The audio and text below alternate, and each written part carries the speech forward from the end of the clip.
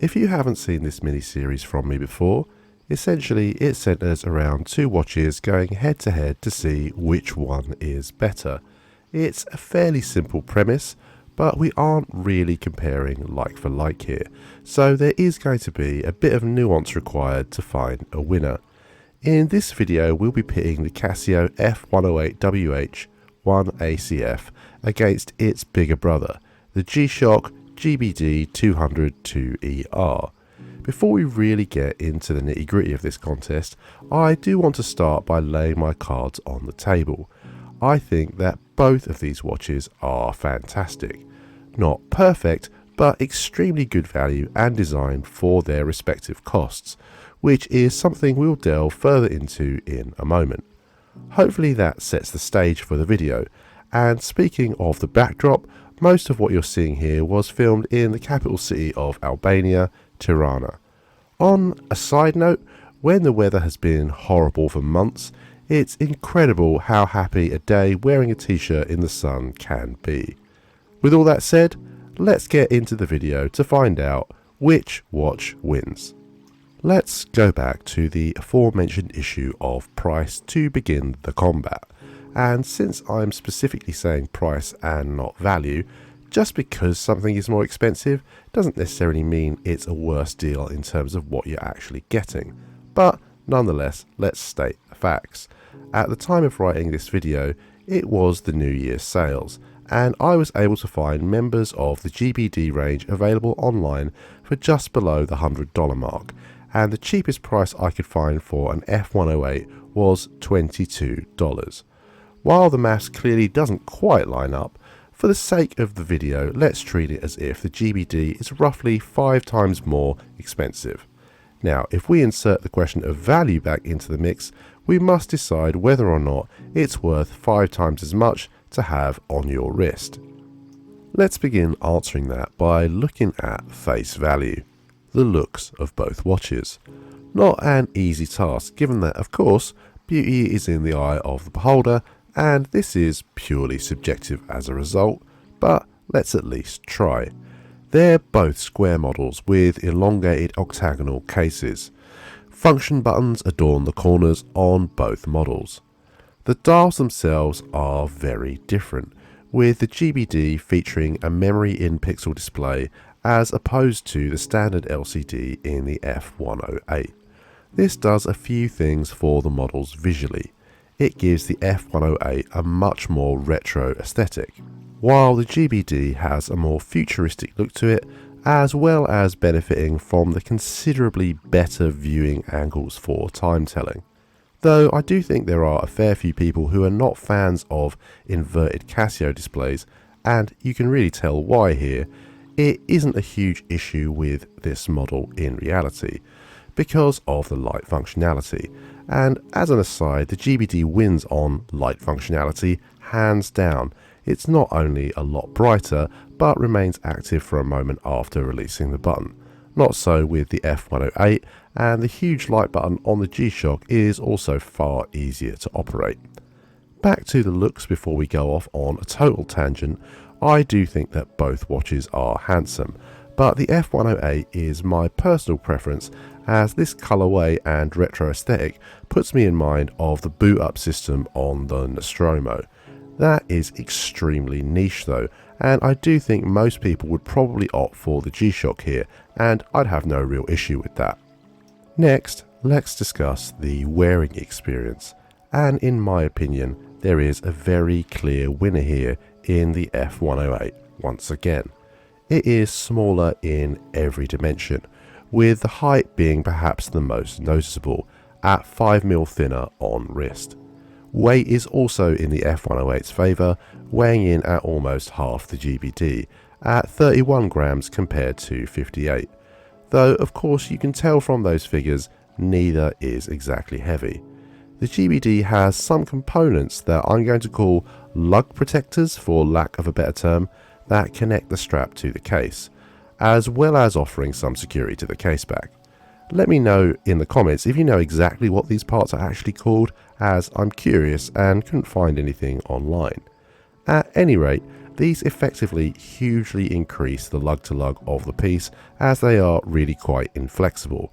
And while not quite an issue for me, if my wrist were any thinner, there would be some gaps appearing between these areas as the strap has to flex back in on itself.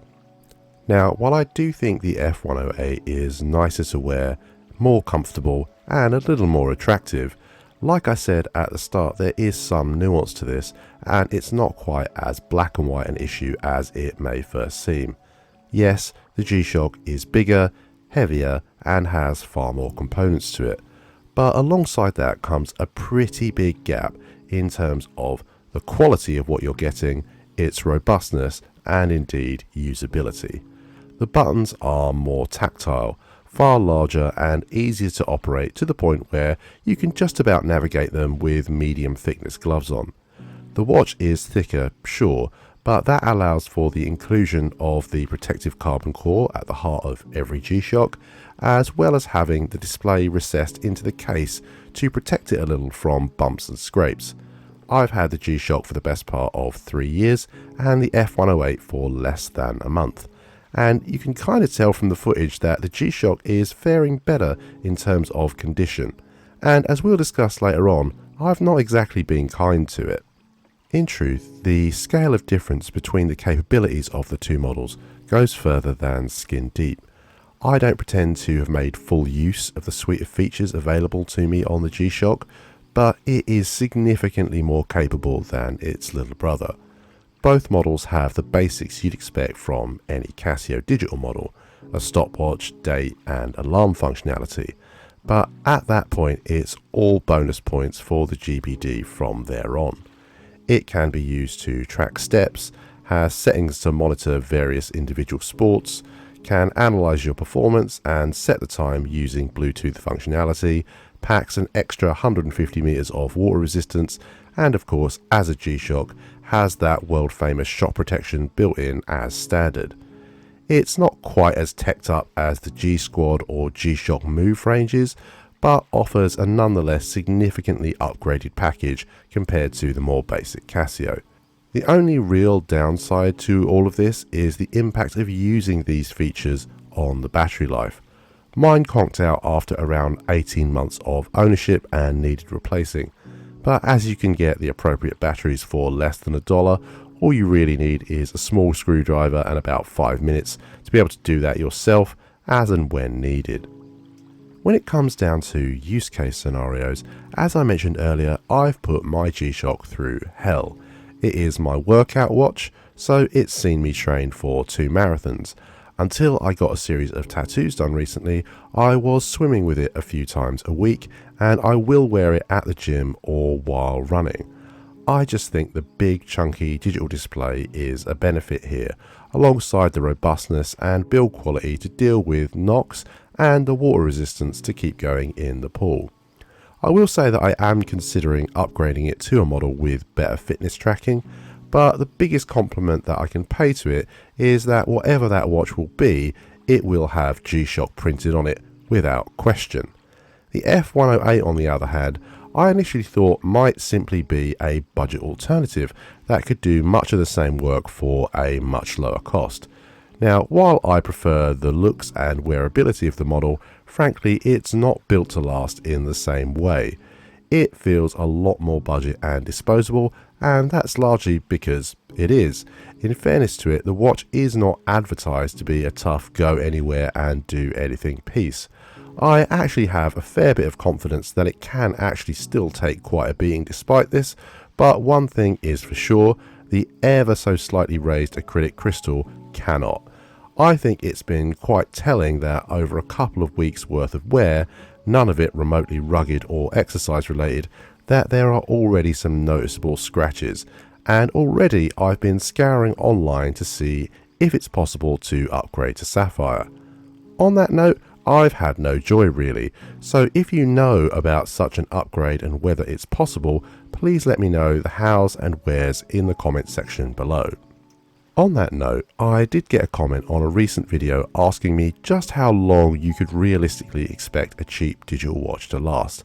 That's a hard question to answer, because on that front it's obviously really down to how you treat them. But I flag this up because the materials used here are most definitely not equal, as you can tell to the touch that the G-shock is a more expensive item in terms of the quality of materials like rubber, stainless steel and plastic components used in its construction. Back to the question of which watch wins, and I think on balance the G-shock is definitely the superior model, but then we kind of knew that going in. The fact that the F-108 is more attractive, at least in my opinion, and nicer to wear, while still offering decent functionality at the price for around a fifth of the cost, makes this more competitive than it might have initially seemed. However, in the end I do think the better quality materials, bulletproof build quality, enhanced functionality and robustness win the day here. But do you agree? Let me know in the comment section below. As ever, thank you for your time. If you've enjoyed what you've seen or found it informative, consider dropping the video a like and subscribing for more content like this.